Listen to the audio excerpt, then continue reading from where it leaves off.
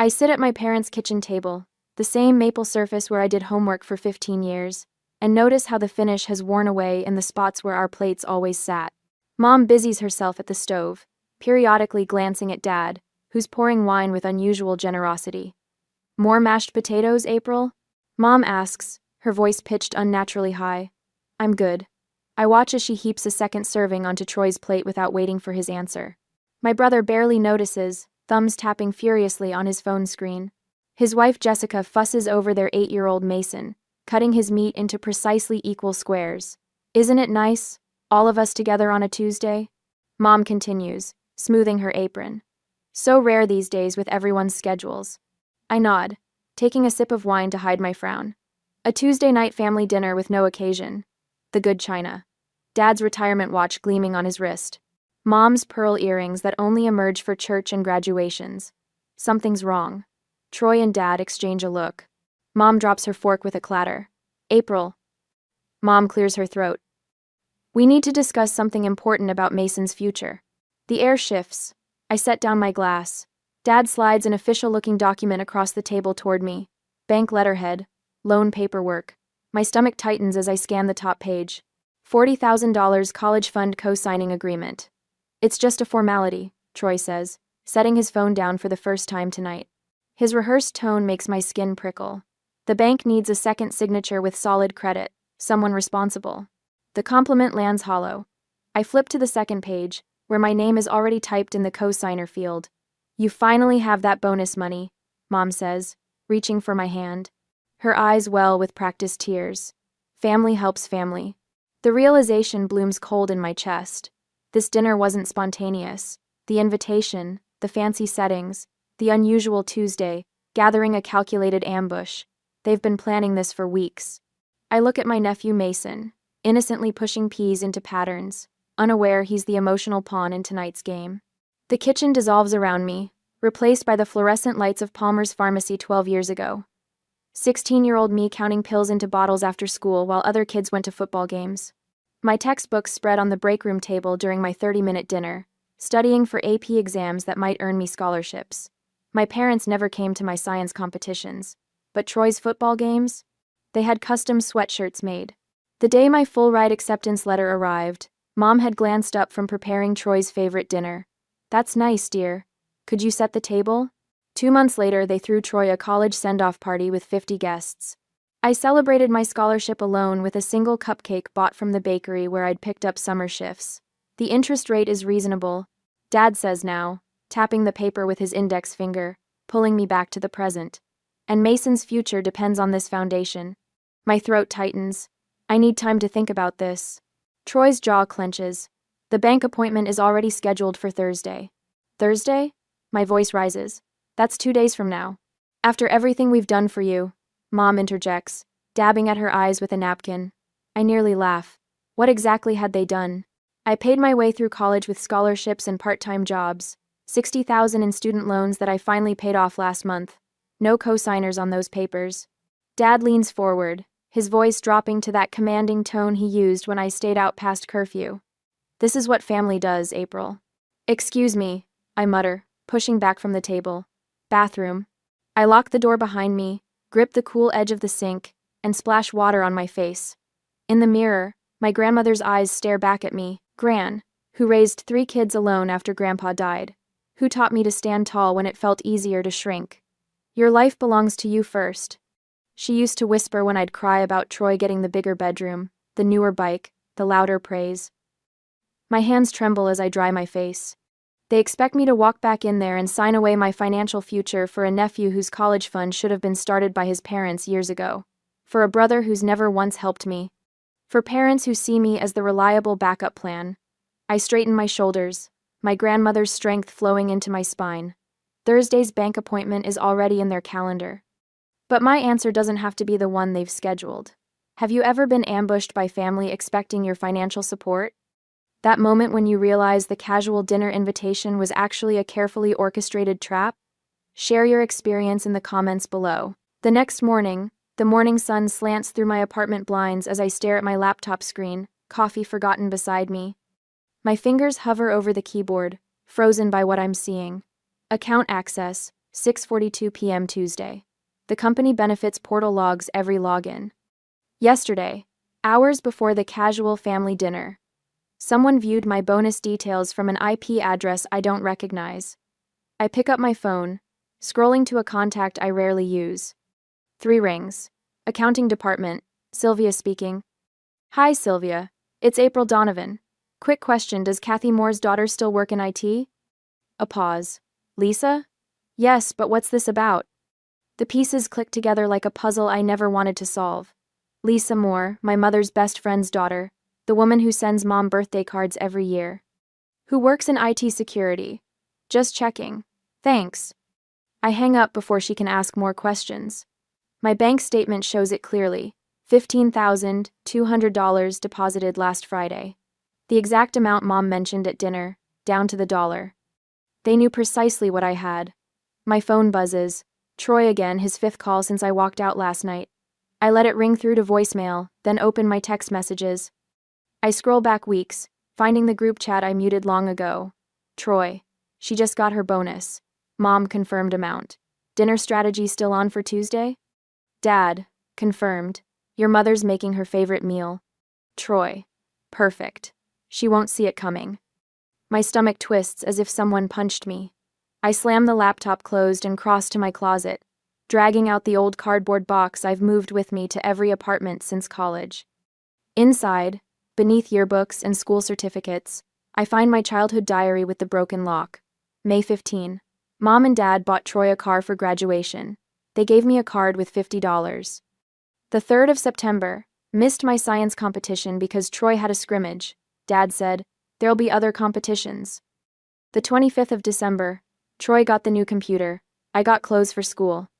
Page after page of documented favoritism, written in increasingly smaller handwriting, as if I was trying to make my complaints take up less space just like I always did at home. At the bottom of the box lies a folder of loan documents. My name alone on every page. No co-signers, no parental support. My phone rings again. Troy. What? I snap, answering against my better judgment. You need to stop being difficult, he says, skipping hello. Mom's been crying all morning. I'm not signing those papers. Family helps family, April. What would Gran say if she saw you being so selfish? The mention of my grandmother makes my blood boil. Don't you dare use Gran against me. She taught me to stand on my own feet, something you never learned. Look, Mason needs this. It's his future. Why can't you or Mom and Dad co-sign? Why me? His pause tells me everything. Because your credit score is better, he finally admits. Dad's retirement affected their score, and Jessica and I have the house mortgage.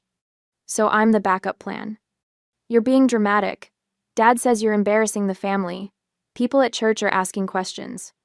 My doorbell rings. I peer through the peephole to see Jessica standing there, perfectly styled as always. I have to go, I mutter, hanging up. Before I can decide whether to open the door, my phone chimes with a work email. From Janice in HR, is everything all right? I received a concerning call from a relative of yours about your difficult time. I nearly dropped the phone. They're calling my workplace now? The doorbell rings again, more insistent. However, I don't answer, and prepare for work, as I had a meeting later that morning. At work later, Margaret from the research lab drops into the chair beside my desk. At 62, she's seen it all, her salt and pepper curls framing a face that doesn't suffer fools. You look like you haven't slept, she says, pushing a coffee toward me. Family troubles? I hesitate. How did you know? Your brother called the front desk asking about you. Something about a family emergency. She leans closer. I told reception you were in a meeting all day. Thanks, I whisper, relief washing over me. It's complicated. Family usually is. Margaret's eyes narrow. My sister tried the same thing when our father died. Wanted me to mortgage my house to save hers. She points a finger at me.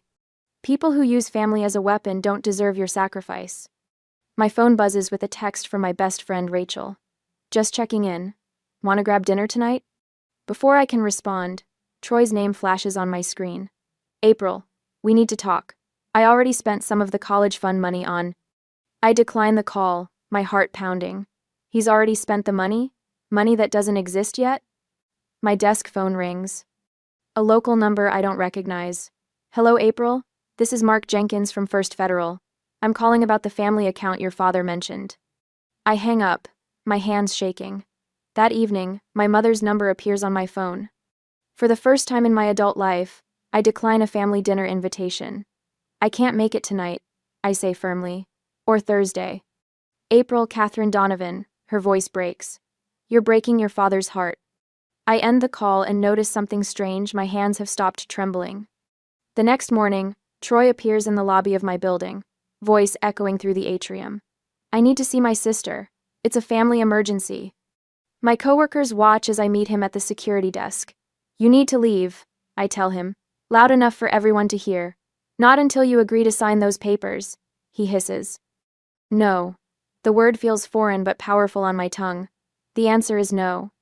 As security escorts him out, I feel the weight of stares and whispers, but straighten my shoulders and walk back to my desk. On Sunday that week, the church bulletin board looms before me, displaying family announcements in cheerful script. I've barely stepped through the heavy wooden doors when Uncle Roger materializes at my elbow. There's my favorite niece, he says, his hand clamping my shoulder. Your mother tells me you're having some trouble understanding family obligations. Before I can respond, Aunt Cheryl appears on my other side. Mason is such a bright boy. Shame if his potential went to waste because of pride. Their coordinated attack continues through coffee hour, relatives appearing with rehearsed arguments whenever I try to escape. Pastor Williams even corners me beside the hymnal shelf. The good book tells us family comes first, April. Your parents have prayed about this matter extensively. So, my stomach knots. Prayers about my bank account. How convenient. Monday morning brings a crisp white envelope in my mailbox. No return address. Inside, a single line typed in bold, ungrateful daughters burn in hell. The paper trembles in my hand. Troy calls that evening, his voice thick with practiced tears. Mason asked why Aunt April doesn't love him enough to help with college. My 8-year-old nephew, suddenly concerned about higher education financing. At Hannaford's, on Tuesday, Mrs. Peterson, who's known me since kindergarten, studies the contents of my shopping cart and sniffs. Some people remember where they came from, she mutters, loud enough for other shoppers to hear. The final straw comes Wednesday, when Dad appears at my workplace reception desk, his retirement watch gleaming under fluorescent lights. Need to speak with my daughter, he tells the receptionist with the authoritative tone that once sent me scurrying to my room. Family emergency. I meet him in the lobby, arms crossed. This is inappropriate. What's inappropriate is abandoning your family when they need you. His voice carries to my colleagues passing through security. Thursday, 10 o'clock. The loan officer is expecting us. That night, I stare at my tiny apartment ceiling, calculating how many hours remain until I'm expected to sign away my financial future. My company email pings at 9:17 p.m. Biomedical research position, San Francisco branch expansion. Qualified internal candidates encouraged to apply immediately. I blink at the screen. The job description matches my skills perfectly. 3 minutes later, Margaret from HR texts, "Did you see the posting? Application deadline Friday. Your experience with the Carlton project makes you perfect." For the first time in days, I breathe deeply. 3,000 miles of geographical insulation. The possibility unfurls like a map showing an escape route. I apply at midnight, fingers flying across my keyboard. Thursday arrives with my anxiety, yet I do not meet my father in the morning and do not sign anything. However, the evening arrives with another ambush. This one, at my parents' house where I've been summoned to talk things through reasonably. I freeze in the doorway, counting heads. Troy and Jessica, Mom and Dad, Pastor Williams, Uncle Roger and Aunt Cheryl, 2 church elders, and my cousin Stephanie who works at the bank. An intervention, Troy announces, chest puffed with righteousness, because we're worried about your spiritual welfare. For 20 minutes, I sit silently as Troy delivers what sounds like a practice sermon on Christian duty and family obligation. Mother dabs at her eyes with a handkerchief I recognize from her community theater performances. "After all we sacrificed for you," she whispers, voice breaking perfectly on cue. The room hums with murmurs of agreement. "Your grandmother would be so disappointed," Aunt Cheryl adds, though she barely knew Gran.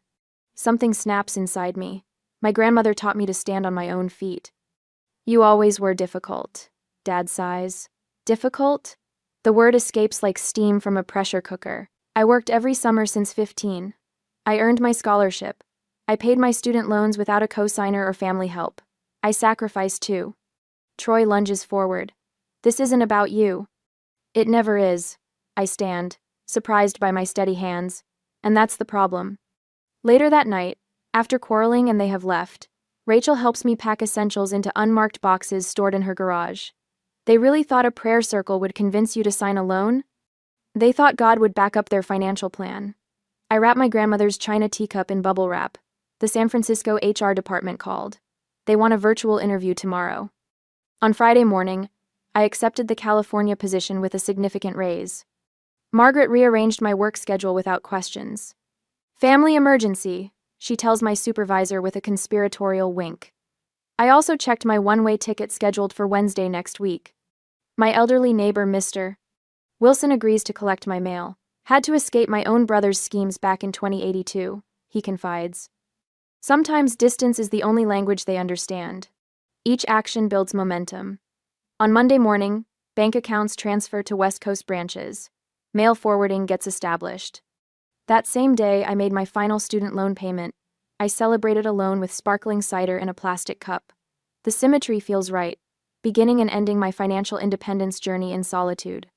On Tuesday, while cleaning out my desk drawer, I found Gran's letter from my college graduation day.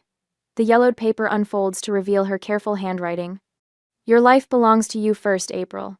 Choose wisely who gets pieces of it. Love doesn't demand bankruptcy of spirit or wallet. That night, I cry for the first time since this began. Not from fear or guilt, but from recognition. In the morning mirror, I see Gran's determined eyes staring back at me. My goodbye letter takes 3 drafts. Not apologizing proves hardest. I place it in an envelope addressed to my parents, leaving it on my kitchen counter next to a check for $500 toward Mason's future. A gift, not an obligation. The California lease agreement arrives by email. My signature flows easily across the electronic document. The weight on my chest lightens with each letter. My phone buzzes with Troy's text. Dad's getting the papers notarized. Be at the bank Thursday at 10 a.m. I don't respond, just check my flight itinerary one final time. Wednesday departure, one-way ticket. And that's how I just left that Wednesday night. The rideshare driver helped load my 2 suitcases at the airport after I arrived to San Francisco. Big trip? The biggest, I respond, ready to accept my new life away from my family. As the car merges onto the highway away from the airport, I watch the city's skyline through the window. With each step closer to my new life, my smile grows wider, stretching toward a California horizon where no one waits with papers for me to sign. California sunshine streams through unfamiliar curtains as I stretch on the bed of my hotel where I am staying until the end of this week. I am moving to my new apartment on Sunday. My phone remains deliberately off, sitting on the nightstand like a dormant bomb. Right now, my family is assembling at First Boston National Bank, checking watches and growing increasingly irritated by my absence. My meticulous planning led to this moment. I think back to the family Sunday dinners I attended, with practiced smiles. The careful way I responded to Troy's persistent questions about the loan, with vague phrases like, I'm still looking into it, and, the timing isn't ideal right now. I remember how my family forced me, especially my father. The appointment's confirmed for Thursday at 10. You'll be there. Not a question, a command. I nodded non-committally while loading the dishwasher, buying precious time as my escape plan solidified. Last night, while they slept in their comfortable suburban homes, I boarded Flight 1422 to San Francisco. As the plane lifted through Massachusetts clouds, I felt the weight of 30 years of obligation fall away. My chest expanded with each mile west. I slide open the hotel room curtains wider, allowing myself to fully absorb the Pacific light. 3,000 miles now separate me from the bank where Troy paces the lobby, checking his watch every 30 seconds. My phone buzzes to life when I finally power it on. The barrage is immediate. 17 missed calls, 32 text messages. Mom's voicemail plays first, her voice trembling. April, where are you? Everyone's waiting. Please call immediately. Dad's message is clipped. Authoritative. This is unacceptable behavior. Call now. By the 5th voicemail, Troy's tone has transformed from irritation to panic. If you're doing what I think you're doing, there will be consequences. Legal consequences. I scroll through the texts as I sip room service coffee. The latest from Mom sends an unexpected chill. We've contacted the police. You're officially a missing person. My fingers hover over the keyboard before tapping out a response to my old supervisor at work. They've escalated to missing persons. Just as we anticipated. The reply comes quickly. HR blocked their information requests this morning. Your employment status is confidential. Relax and enjoy California. I open my laptop and navigate to the email draft I prepared weeks ago. One deep breath, then I hit send. The comprehensive account of Troy's manipulation, my parents' enabling, and the systematic financial pressure now reaches our extended family.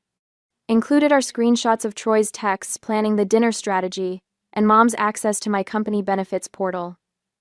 My phone rings. Boston Police Department. The officer's voice is professionally neutral. Miss Donovan, we're following up on a missing persons report filed by your parents. I'm not missing, I reply, my voice steadier than it's been in months. I moved for work, voluntarily. That's what we figured, he says, the hint of a smile in his voice. We'll inform your family you're safe. A notification appears, a private message from Jessica, Troy's wife. I understand why you left. He does this to everyone. Be safe. Throughout the afternoon, my support network activates like a well-rehearsed orchestra. Rachel confirms to my frantic mother that I'm safe and well but need space. Margaret sends a brief text. Office gossip shut down. Your replacement story is holding. Enjoy the Sunday, mister. Wilson, my elderly neighbor, reports that my parents appeared at my old apartment demanding access. Told them you'd moved on. Legally, properly, they left disappointed. My new California supervisor sends a welcome email introducing me to the team, no questions asked about my sudden arrival date change. Tonight, they've arranged a casual dinner. As evening approaches, the family facade begins showing its first cracks. Mom's church friend Betsy messages, your mother's telling everyone you had a breakdown. Several of us suggested she respect your privacy. I always told her you deserved better. Uncle Frank, Dad's older brother, emails, got your explanation. Not surprised. Troy's had his hand out for years. Bank called me about his previous loan applications after your no-show. Things unraveling here. I step onto the hotel balcony, watching the sun sink toward the Pacific. For the first time in months, genuine laughter bubbles from my chest. Unexpected, liberating. 3,000 miles of distance has accomplished what years of conversations could not. Freedom tastes like California air, crisp and full of possibility.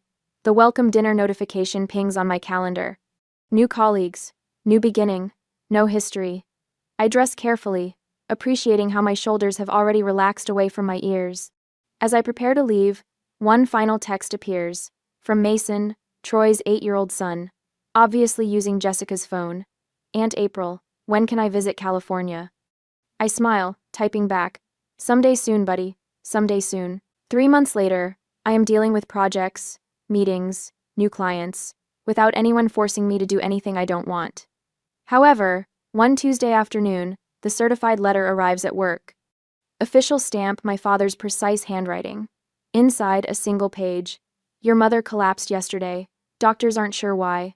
We need you home. My hands tremble, but my mind stays clear. 3 months of California sunshine hasn't erased 28 years of manipulation. I dial the hospital directly. No patient under my mother's name. Looking for creative ways to make you answer. Margaret comments during our lunch break on a video call. She recognizes family manipulation tactics better than most therapists. What's the count now? 5 and 3 days, I say, scrolling through my phone. Mother's tearful video message yesterday. Troy uses his son for a video call for manipulation. Pastor calling about spiritual healing. And now this letter. Margaret butters her roll with methodical precision. They're escalating because you're winning. On Saturday morning, as I was working from my apartment, an email notification pings. Legal notice about family trust obligations from a law firm I've never heard of. A quick search reveals no such firm exists in Massachusetts. My phone vibrates with Troy's name. Against better judgment, I answer. Mason wants to say goodbye before. Troy's voice breaks perfectly on cue. Before what, Troy? Before he stops asking about you. Kid doesn't understand why his aunt abandoned him. The old guilt rises, but something new rises faster. Anger, clean and clarifying. Put Mason on if he's actually there, I say. A pause. He's at school. It's Saturday. The call ends abruptly. 3 more messages arrive before evening. Mother's health declining from stress of abandonment. Parents selling grandmother's china cabinet promised to me since childhood. A former neighbor calling my supervisor about my concerning behavior back east. I sit in my apartment, windows open to the coastal breeze, and make my decision. Monday morning I send one email. Family video call. Thursday, 7 p.m. Eastern. All of you together. Their responses flood in immediately. Mother's tearful acceptance, father's stern agreement, Troy's smug certainty. The apartment fills with sunset light Thursday evening as I arrange my laptop precisely. Behind me, no family photos, only my degrees and certification awards. I've prepared for this moment like a surgeon for a complicated operation. At exactly 7 o'clock, I click Join Meeting. Their faces appear in boxes across my screen. Father at the head of their kitchen table, mother dabbing tissues beside him, Troy and Jessica with Mason visible in the background, Pastor Wilson in the corner. 3 sets of aunts and uncles I barely recognize. April, father begins, authority coating his voice. We've gathered as a family to discuss your concerning behavior and… I'll be speaking first, I interrupt, my voice steadier than it's ever been addressing him. I have prepared remarks and evidence that requires your full attention. Mother starts to protest, but father raises his hand to silence her, curiosity briefly overriding his need for control. 3 months ago, you ambushed me with demands to co-sign a $40,000 loan for Mason's college fund. I begin, screen sharing a meticulously organized timeline. Since then, you've escalated to increasingly desperate tactics, which I've documented fully. Troy shifts forward. This is ridiculous. We're trying to secure our son's future, and you're treating us like criminals. You told First National Bank the money was for Mason's education, I reply, clicking to the next slide. But I have you on record telling your poker buddy it would cover your gambling debts. The recording plays, Troy's unmistakable voice. April's bonus is exactly what I need to clear the tables. Once she signs, I'll worry about Mason's college later. Silence falls like a physical weight. Jessica's head snaps toward Troy. I continue methodically through my evidence. Bank statements proving my parents have sufficient assets to guarantee the loan themselves. My student loan history versus Troy's fully funded education. Childhood diary entries documenting systematic favoritism.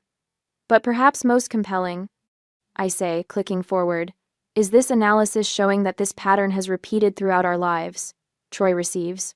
I provide. From bedrooms to birthdays to college tuition. Father's face has turned to stone. Mother's tears have stopped, replaced by something harder. You're twisting everything, Troy shouts, slamming his hand on their table. This is what families do. They help each other. Like you helped me with my student loans? I ask. Like you helped when I needed a co-signer for my first apartment? The assistance has only ever flowed one direction. Aunt Meredith speaks up from her square. Robert, is this true? That April paid her own way through college while you covered Troy's expenses? Father can't meet her eyes. My financial decisions are not family property. I state, looking directly into the camera. I'm willing to establish a relationship moving forward, but only under new terms. The kitchen behind them is so quiet I can hear the wall clock ticking. No contact for 6 months. I continue. After that, we can reassess based on everyone's behavior. Any attempt to manipulate me or contact my workplace will reset the clock. Father opens his mouth, closes it. For the first time in my life, I've rendered him speechless. In his eyes, behind the anger, flickers something unexpected. Respect. Troy stands abruptly. This is bulls. The rest of his sentence cuts off as he storms away from the camera. Mother leans forward, her hand reaching toward the screen like she could touch me across 3,000 miles. April, She pauses, swallows. I'm sorry. I didn't see what we were doing. It's the first genuine apology I've heard from her since childhood. 6 months, I repeat, my finger hovering over the disconnect button. Your move. I end the call on my terms, not theirs. The silence in my apartment feels different now, like the quiet after a storm passes, like freedom. I stretch my arms toward the ceiling of my California apartment, sunlight streaming through windows that actually face the morning sky. 6 months in this space with an actual living room, and I still smile every time I pad across the hardwood floors in my bare feet.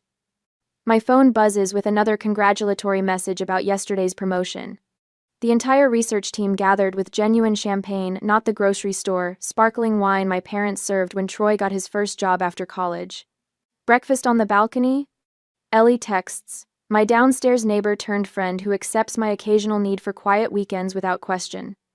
My new circle here understands boundaries aren't walls, they're healthy perimeters that make relationships possible. I glance at my calendar, where next month's vacation to Sedona glows in bold letters. My bonus money, spent on desert sunrises instead of someone else's obligation. The peaceful ritual of morning coffee, without dreading the family ringtone, follows me onto the balcony. At work, Caitlin, a new lab assistant, hovers near my desk, clutching her phone. Everything okay? I ask. Her eyes glisten. My brother needs co-signers for his business loan. My parents are pressuring me, but I just started paying off my student loans. 6 months ago, I'd have mumbled awkward sympathy. Today, I pull up a chair. Your success belongs to you, I tell her, my voice steady. You're not wrong for protecting it. The words flow without bitterness. Later, declining a request from a colleague feels simple. My no emerges without the guilt that once twisted my stomach into knots. Back home, Gran's letter hangs framed beside my degrees. Your life belongs to you first. No longer hidden in a drawer but displayed proudly, like the woman I've become. Twice monthly therapy sessions have helped me understand the patterns carved into my childhood. The golden child dynamic isn't your creation or your responsibility, my therapist reminded me last week. The realization landed differently than before, settled rather than stinging. Weekends now include volunteer work at a women's financial literacy program. Last Sunday, I met Eric there, a curriculum developer whose gentle questions never probe beyond my offered boundaries. His hand in mine feels like invitation, not demand. Cousins from my mother's side reached out after my departure, distant family bridges rebuilt on mutual respect rather than obligation. Last night, I realized I hadn't thought about the loan in weeks. The space it once occupied now filled with actual living. Mother's letters arrive monthly now, hesitant at first, then increasingly sincere. I never considered how differently we treated you and Troy, she wrote recently. Dad's stubborn silence has softened to brief text messages about weather and baseball scores. Small steps across a wide gulf. From Rachel, news that Troy faces foreclosure without my financial safety net. Jessica brought Mason to visit last month without telling Troy her quiet rebellion against years of enabling his demands. Thanksgiving approaches, and my dining table will host the family I've chosen, Ellie, co-workers, neighbors who've become friends. Margaret visits next week during her retirement celebration trip. Rachel flies in Thursday, already planning her toast to the woman who chose herself. Mr. Wilson's congratulatory letter sits on my desk, his careful penmanship reminding me that courage looks different at every age. Yesterday marked my freedom anniversary with a small cupcake, a tradition I'll continue yearly. This morning, I opened a savings account specifically for Mason's education, my terms, my choice. The note I'll give him on his 16th birthday already drafted. Your future is yours to build, but support should come freely. Bye. I close my laptop on today's completed project, carrying my tea to the balcony. The Pacific stretches before me, vast and glittering. Standing with arms outstretched, face warmed by sunset, I finally understand freedom isn't the absence of family but the presence of choice. Have you ever had to set firm boundaries with family? How did they respond when they realized you wouldn't back down?